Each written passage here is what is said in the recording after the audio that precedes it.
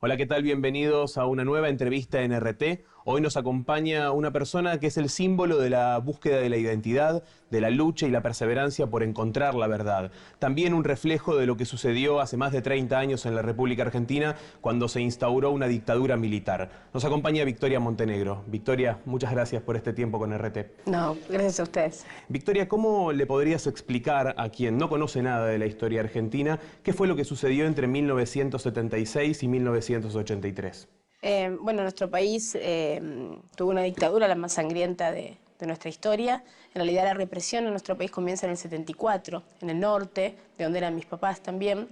Y en el 76, a partir del golpe militar con la Junta, empieza lo que fue el plan sistemático de apropiación de bebés, donde se robaron 500 bebés nacidos en cautiverio o a los que nos separaron de nuestros papás, hicieron desaparecer a 30.000 militantes políticos, la mayoría de ellos chicos muy jóvenes y grandes cuadros políticos, ¿no? Que eran personas que militaban socialmente, políticamente. ¿No? Las agrupaciones más fuertes fueron Montoneros y ERP, mis papás militaban en el ERP. Y bueno, el 24 de marzo del 76 comienza esta dictadura que dejó miles de muertos y al día de hoy todavía casi 400 jóvenes desaparecidos. Cuando muchos escuchábamos tu historia, nos conmovimos y seguramente fue el reflejo de lo que le ha sucedido a muchísimas personas en esta sociedad argentina. ¿Cómo podrías resumir tu búsqueda por la verdad y cómo llegás a encontrarla?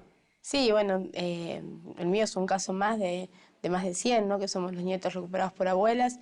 En mi caso, puntualmente, yo nunca hice nada por buscar mi verdadera identidad. De hecho, todo lo contrario. A mí me crían un coronel del ejército, el coronel Tetzlaff, que además había sido el jefe del grupo de tareas que entra a nuestra casa y nos hace desaparecer. Nosotros desaparecimos antes del golpe militar, antes del 24 de marzo. Desaparecemos el 13 de febrero, cuando yo tenía 13 días. En un operativo que hace el ejército con la policía de la provincia de Buenos Aires. Ahí mis papás, bueno, ninguno de los tres volvió a aparecer hasta que a los 25 años me encuentran las abuelas de Plaza de Mayo. En realidad la búsqueda de abuelas comienza, en mi caso, en el 84, si no me equivoco, 85, cuando se presenta a la justicia con una denuncia anónima diciendo que el coronel Tetzlaff podría tener en su poder a una beba hija de personas desaparecidas. En nuestro país, además de la dictadura que fue cívico-militar, porque ayudaron mucho los civiles, de hecho pusieron los medios necesarios para que se lleve adelante, también la justicia jugó un rol muy importante porque entregaron bebés en adopción sabiendo que tenían familia que los estaba buscando, y en el caso de Tetzlaff, el mío puntualmente, lo ayudó a dilatar la causa durante muchísimos años, más de 15 años. Desde la propia justicia lo ayudaban a que la causa no avance, ¿no? Bueno, hasta que la toma un juez, el juez Markevich, que fue el primero que realmente se comprometió y de hecho es el primero que habla de un plan sistemático de apropiación de bebés. Porque también es importante que la gente sepa que cuando vuelve la democracia, si bien se juzgó nada más que a la cúpula, después se decreta la ley de punto final de obediencia de vida, claro, en la que todos esos genocidas quedan en libertad. Y la idea que tenían, o lo que querían instalar en la sociedad, era que había que dejar ese pasado atrás y había que seguir. Las abuelas, las madres, los organismos de derechos humanos fueron los que durante todos esos años mantuvieron viva la lucha, el reclamo por los compañeros desaparecidos, que en realidad en los primeros años se los esperaba vivos, ¿no? Claro.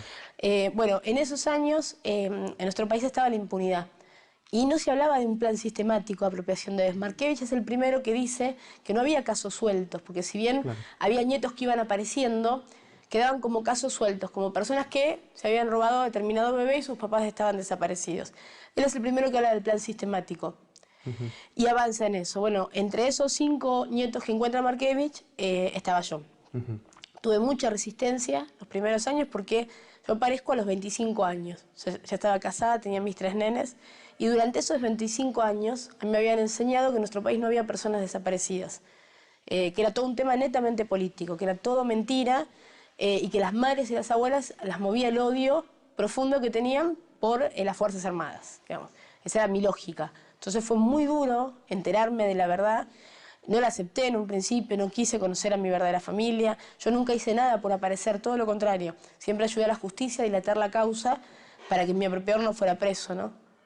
De alguna manera vos creciste bajo una mentira, te criaron de una forma y te explicaron qué de la República Argentina. Bueno, a mí me habían dicho, yo crecí con quien era para mí mi papá, Germán, en los cuarteles, en Campo de Mayo, donde estuvieron secuestrados mis papás, en Martelli, bueno, en los cuarteles donde a él le iban saliendo los pases, ¿no? Y él siempre me había dicho que en nuestro país había habido una guerra y que ellos habían sido los soldados que habían entrado en guerra para ganar la paz. Que fue necesario, en algunos casos, eliminar a lo que era la subversión. Pero la subversión eran personas que no tenían alma, ¿no? No eran personas directamente, eran la subversión. Y que las madres y las abuelas eran la continuidad de esa subversión, pero la peor, la ideológica, la que quería instalar la duda de que nosotros, los hijos de las personas de la fuerza, podríamos llegar a ser hijos de la subversión.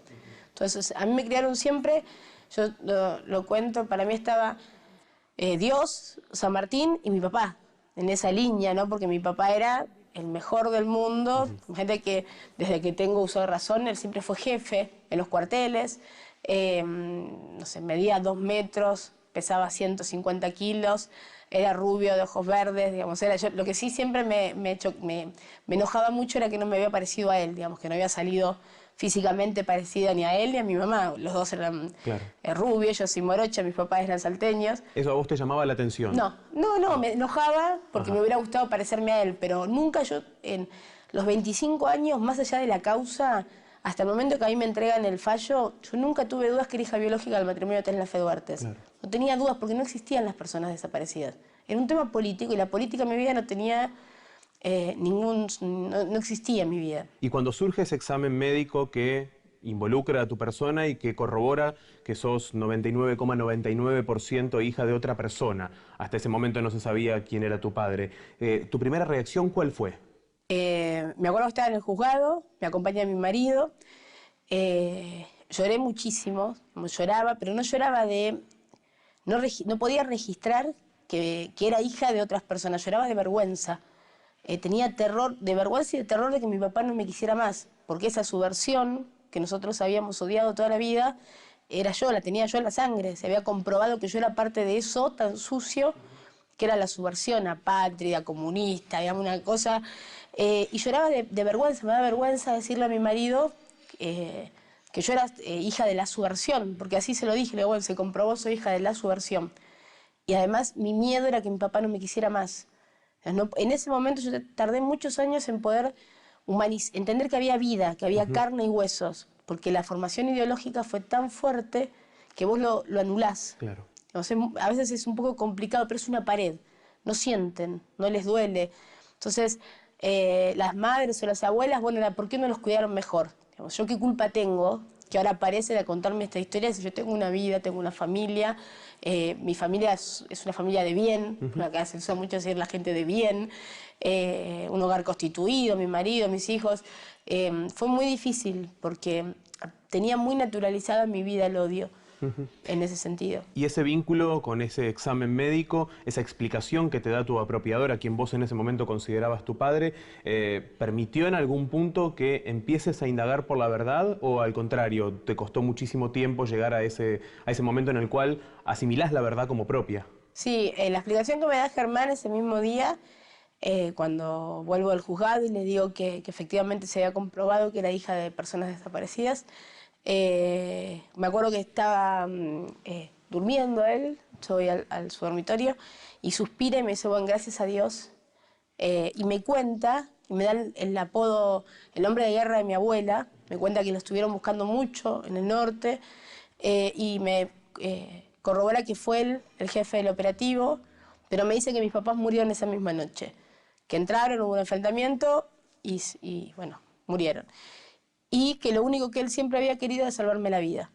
Y yo en ese momento se lo agradecí. ¿No? Le entendía que le dije gracias porque vos sos como un ángel que tiene el amor de criar al hijo del enemigo como propio, pero lo veía como un acto de amor. Claro. Estaba muy instalado, me tardé muchos años. Germán muere en el 2003, Mari muere hace 2 años y yo recién aparezco en el 2000, recién a partir del 2008 empecé a presentarme como Victoria. Porque aún con mi documento, que decía mi verdadera fecha de nacimiento, mi número, yo seguía firmando como María Sol Teslaf y me seguía presentando como María Sol Teslaf. ¿Y qué elementos te ayudaron a encontrar la verdad y a asimilarla como propia? Digo, es un proceso muy largo, no debe ser fácil, más teniendo en cuenta esta adoración que vos tenías por quien era tu apropiador. Es muy complejo poder explicar, porque es toda tu vida, en mi caso, bueno, 25 años, con una formación, como te dije, ideológica muy fuerte, con un amor profundo por quienes para vos son tus papás, y con una realidad de lo que había del otro lado, que en realidad era tu lado de la vida, de mucho miedo, ¿no? De mucho miedo a la subversión, a las madres, a las abuelas. Siempre me decían que las madres, que cuando los chicos venían abuelas, les lavaban el cerebro y pasaban a ser irrecuperables. Entonces, acomodar todo eso, además con la formación que yo ya le estaba dando a mis hijos. Decirle, bueno, tu abuelo es un soldado, porque Teslaf estuvo preso previamente con una prisión preventiva en el 98, y Gonzalito, el mayor, me decía, bueno, ¿por qué el abuelo? ¿Qué le pasó al abuelo? Y era decirle, bueno, el abuelo lo persiguen porque fue un soldado que luchó por la patria. Y ahora los montoneros, digamos, o sea, los subversivos van porque odian a buscar a aquellos soldados. Y toda esa mentira que yo realmente creía, había que reordenarla con la verdad, con que se había comprobado que era hija biológica de mis papás, pero acomodar, entender que a mí me pasaba, decía, yo soy hija de la subversión. Tardé 2 años y me presentaba como hija de la subversión. Y era eso, no había nombre, no había cuerpo, era la subversión. Después, a los 2 años más o menos, empecé a decir soy hija de subversivos, hija biológica de subversivos. Que es horrible, pero que en ese proceso es un cambio porque el subversivo es como si ese cuerpo empezara a tomar un poco de forma, ¿no? Y después empecé a decirle Toti, que era el apodo de mi papá, y mi mamá, pero siempre mamá y papá a mis apropiadores. Y recién, alrededor del 2008, porque ya venía abuelas, porque conozco otros hijos, otros nietos, pero siempre a la distancia, ¿no? Empecé a entender que no podía, que no tenía 2 mamás y 2 papás, que tenía una sola mamá y un papá, que eran mis verdaderos padres, a pesar de todo lo que sé, digamos que, por ejemplo, gracias al equipo argentino de antropología forense, pudimos probar hace casi 3 años que mis papás no murieron esa noche, sino que estuvieron en Campo de Mayo, que era donde operaba Teslaf, y mis papás fueron víctimas de los vuelos de la muerte, al menos mi papá. Y pudimos encontrar su cuerpo, que estaba en Uruguay, apareció en mayo del 76 en las costas de Colonia, y bueno, recuperarlo, y ahí pude entender todavía, o mejor, lo perverso de todo, ¿no? Porque él me dijo que murieron esa noche, que los mató, y eso a mí me daba un poco de paz, de decir, bueno, en ese momento se acabó, no sufrieron, ¿no? Cuando aparece el cuerpo de papá entiendo que no, que los secuestraron, que los torturaron, que los tiraron vivos al río, digamos, que era todavía más perverso todo eso. Pero a pesar de todo, yo nunca no siento odio hacia él, pero siento, digamos, hoy en la vida lo que me mueve es el amor por mis verdaderos papás. Nos detenemos un instante en el conocimiento de la historia de Victoria Montenegro. En minutos nada más regresamos con más entrevista aquí en RT.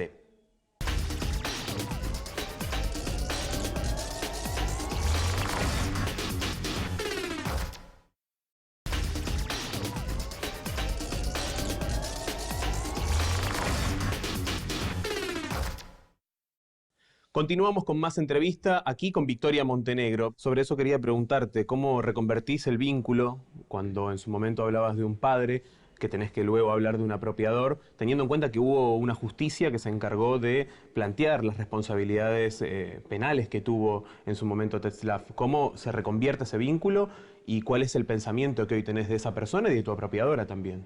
Es muy importante que podamos... y nos pasa siempre, nosotros damos muchas charlas en los colegios con los chicos y a veces es difícil porque lo que pasó en nuestro país en los últimos años, en los últimos 10, 11 años en materia de derechos humanos, cambió definitivamente todo lo que pasaba cuando nosotros éramos jóvenes, ¿no? Entonces, en nuestro país estaban las leyes de impunidad. Por ejemplo, Teslaf, por mi apropiación, donde se comprueba que de hecho participó en la desaparición de mis papás, porque hay un marino que cuenta que él mismo se lo reconoce, ¿no? Que habían asesinado a mis papás, que se había quedado conmigo. A pesar de todo eso, la justicia lo condena a 8 años de prisión. Y la Cámara de San Martín, a la que voy yo a pedir por él, le reduce la pena a 4 años y 3 meses. Hoy las causas, las condenas por las apropiaciones, porque se entienden como crímenes de lesa humanidad, son de cadena perpetua. Y tenemos la posibilidad, yo en esto de poder tener juicios por la verdad, yo todo lo que había hecho en la vida antes de declarar en el plan sistemático fue como María Sol, y para que el asesino de mis padres tuviera todos los privilegios que cualquier delincuente común no tiene, ¿no? Y el poder declarar en el juicio como victoria por primera vez, poder denunciar a un fiscal que fue cómplice de Teslaf y que todavía era en ese momento presidente de la Cámara de Casación, un lugar muy importante en la justicia, poder poner toda esa mochila que era pesadísima y hacer algo por la memoria de mis papás. Y ahí en ese lugar que es la justicia, gracias a eso, a que en nuestro país se pudieron abrir los juicios, realmente eso te permite dejar esa mochila enorme y entender desde otro lugar las cosas. Digamos, yo me dio mucha paz poder declarar en la justicia, más allá del dolor, obviamente, que es muy complejo, y hasta entender mejor lo que tiene que ver con la apropiación, el amor, digamos, que a veces se confunde. Uno dice, bueno, vos lo seguís queriendo porque te amaron. No, te secuestraron. A mí me mantuvieron a 2000 kilómetros de mi verdadera familia. Yo tenía mi familia, a mi mamá y a mi papá, que tenían 18 y 20 años, que me habían puesto un nombre, Victoria, porque ellos decían que la victoria está a la vuelta de la esquina. Entonces, pensaron y soñaron una vida para mí. Y me trajeron al mundo porque se amaban. Y esa familia, ellos la destruyeron y me implantaron otro nombre, María Sol, un apellido alemán, Tetzlaff, una ideología, porque además Tetzlaff su papá era nazi.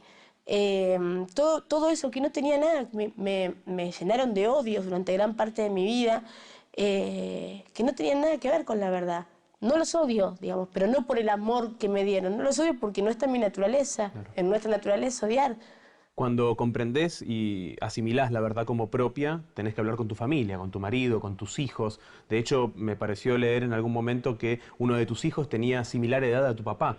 Al momento de enterarse, estaba muy cerquita de esos 18, 20 años. ¿Cómo fue charlar con ellos? Calculo que también apoyada muchísimo en estas charlas que con los jóvenes tienen a través de abuelas. Sí, fue bastante complejo todo, porque cuando aparezco, en realidad le digo a los chicos, bueno, si se comprobó, soy hija biológica de la subversión, pero el abuelo sigue siendo el abuelo, porque no es que yo pude sentarme una vez con mis hijos y decirles lo que les digo hoy, sino el mismo proceso que yo hacía, lo compartía con mis hijos. Cuando podía, por ejemplo, escuchar a otro nieto u otro hijo y saber, a veces los sentaba, sobre todo a los dos más grandes, les decía, bueno, yo alguna vez te dije esto y esto y esto, porque realmente pensaba de esa manera. Hoy, porque pude hablar, porque pude ver, porque creo que esto que te dije estaba mal.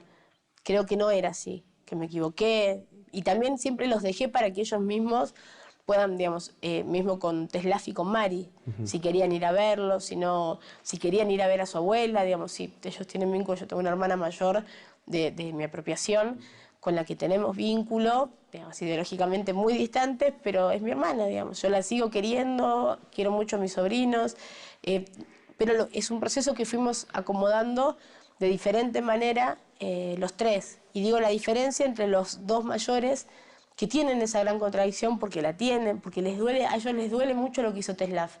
Y les duele quererlo. Se nota cuando hablan de su abuelo, con la contradicción de saber que no es su abuelo y además con lo difícil que es que la última foto de su abuelo, ellos ya son más grandes que sus abuelos. De hecho, cuando aparece el cuerpo de papá, mi hijo mayor tenía la misma edad que él. Es esta contradicción que a nosotros mismos nos genera, porque yo no podía entender cómo, digamos, lo que le había pasado a mi papá, la tortura, porque es muy fuerte recuperar los restos y además saber, digamos, plenamente qué era lo que había pasado. Y cuando, digamos, no podía dejar de ver el cuerpo de mi hijo y la edad de mi hijo y lo terrible de esa dictadura que había agarrado nuestra juventud y le había hecho eso, tirarlos vivos al río, al mar, por ser militantes políticos. Porque mis hijos hoy militan, digamos, pintan murales, están en las escuelas y es un abismo. No se me ocurriría ni por un instante que les pudiera pasar algo así, ¿no? ¿Y el reencuentro con tu verdadera familia cuando viajas al norte de la Argentina y conoces a quienes te estuvieron buscando tanto tiempo? A mi familia la conozco por primera vez En el 2001, ellos vienen a Buenos Aires, me acuerdo que cancelamos varias veces, hasta que por último mi marido fue el que insistía, me decía, bueno, los ves una vez y ya está, y se termina. Aunque sea una vez, porque además la justicia te obliga a conocer a la otra parte. Cuando vienen a Buenos Aires, vienen todos mis tíos, mi papá era el menor de 8 hermanos, de 9 hermanos, se presentan, yo lo primero que hago es presentarme, como María Sol Tetzlaff Duartes, como hija de del coronel Germán Tetzlaff y de María del Carmen Duartes, y les digo que estoy ahí porque me obliga la justicia, que Germán y Mari son mis verdaderos padres, que los amo y que eso no va a cambiar nunca. Yo fui ahí únicamente porque me obligaba la justicia. ¿Y qué respuesta tuviste en ese momento? En ese momento me acuerdo que estaba el juez Markevich al lado mío y mi familia, todos mis tíos y 2 de mis primos, yo tengo un montón de primos, como 15, hicieron un sorteo entre todos y vinieron 2. Que después de muchos años me enteré que uno de ellos fue con fraude, hizo fraude. Ah, mira. Sí, digamos, de todos mis primos, el que más quiero, que es como un hermano, ¿no? Cuando les digo esto, me acuerdo que una de mis tías, mi tía Irma, se pone a llorar, ¿no? Pero no era llanto a gritos, se le caían las lágrimas. Y cuando la vi, sentí un dolor que parecía que se podía cortar en el aire, digamos, y fue la primera vez que entendí porque para mí todos ellos eran el enemigo, eran los culpables de que mi papá vaya a ir preso. Y cuando la veo llorar, ahí fue también la primera vez que pude entender que había dolor más allá de lo que nos estaba pasando a nosotros por el tema de la justicia, ¿no? Que Germán iba a ir preso. Que había vida, digamos, todo esto fue la primera vez que sentí algo humano, porque para mí era todo netamente político y no tenía nada que ver con mi vida. Lo que pasa es que en mi familia hay gente sumamente querible. Es difícil no quererlos porque es gente buena, es gente maravillosa y el cariño. Yo me acuerdo que si hubo algo que me impresionó mucho y era que bajamos del micro, en ese momento los nenes tenían 8 años, más o menos 9 años, 9 años, el mayor, ¿no? Y íbamos por la calle, no había nadie porque llegamos a la hora de la siesta, en los pueblos interior no hay nadie, y vienen 2 nenas gritando por la calle, corriendo, tía, tía, tía. Y yo las miraba, que tendrían 8 o 9 años, me doy vuelta y no había nadie, estaba yo sola. Entonces vienen y me abrazan y me sentía, y me impactó mucho, porque yo sé que los chicos, tenían la de mis hijos, no pueden disimular un cariño, los chicos no van a... Realmente me querían. La ilusión que tenían siempre era que los 3 apareciéramos.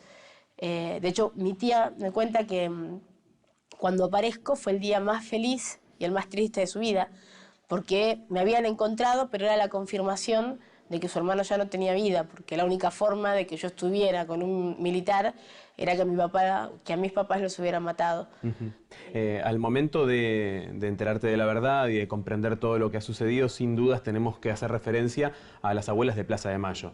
Esas mujeres que luchan hace tanto tiempo y que sin su perseverancia, como hablábamos al principio de esta entrevista, no estaríamos hoy hablando con Victoria Montenegro. ¿Qué significan hoy, cuando ya conoces la verdad y la tomás como propia, las abuelas de Plaza de Mayo? No, siempre que me preguntan, tanto las abuelas como el equipo argentino de antropología forense, la verdad que uno no tiene una palabra, aunque a ellas no les gusta que les digan ni que son mujeres increíbles, pues dicen que son mujeres comunes que hacen lo que cualquier mujer haría cuando pierde un hijo, ¿no? Que es salir y luchar.